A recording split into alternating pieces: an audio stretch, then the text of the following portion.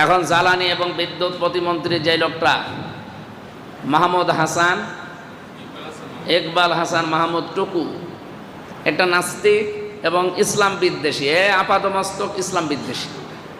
আপনি যদি বলেন উনি জামাত ইসলামী বিদ্বেষী, চরমোনাই পীরের বিদ্বেষী, না, উনি ইসলাম বিদ্বেষী। ওনার বক্তব্য কালকে দেখেছে। এই দেশে ধর্ম প্রতিষ্ঠা করার জন্য নাকি মুক্তিযুদ্ধ হয়নি। তো মুক্তিযুদ্ধ হয়েছে কেন আপনি বলেন তো? মুক্তিযোদ্ধা তো এখনো বেঁচে আছে। আপনি তাদেরকে জিজ্ঞাসা করেন তারা ইসলাম বিদ্বেষী কিনা, তারা ধর্ম বিদ্বেষী কিনা। এর আগে তারেক রহমানের যে সমস্ত নামগুলো বাংলাদেশে ছড়ানো, বিশ্বের মানুষ জানে, ওনারে খাম্বা বলে ডাকে, ওনার কারণে না, এই যে এইটুকুর কারণে। ওনারা যে খাম্বা বলে ডাকা হয় এইটুকুর কারণে, কারণ এই জায়গাটায় এর আগে উনি মন্ত্রী ছিল। উনি এই সমস্ত জায়গাগুলোতে দায়িত্ব পেলে